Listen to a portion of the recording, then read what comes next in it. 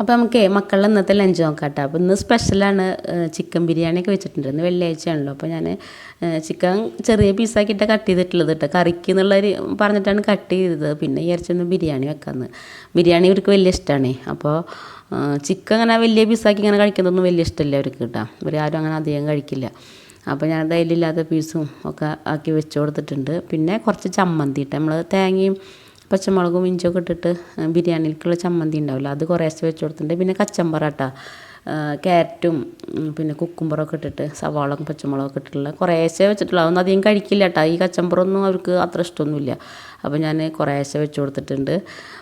നേരത്തെ തന്നെ പണി കഴിഞ്ഞു കേട്ടോ. ബിരിയാണി ആകുമ്പോൾ നമുക്ക് വേഗം പണികൾ കഴിയില്ല. അപ്പോൾ നേരത്തെ തന്നെ എൻ്റെ പണി ദോശയായിരുന്നു കേട്ടോ. അപ്പോൾ ദോശയ്ക്ക് പിന്നെ തലേദിവസത്തെ കറി പിന്നെ ഈ ചമ്മന്തിയൊക്കെ ഉണ്ടായിരുന്നു. അപ്പോൾ അതൊക്കെ കൂട്ടിയിട്ട് ദോശയായിരുന്നു ഇന്നത്തെ ബ്രേക്ക്ഫാസ്റ്റ്.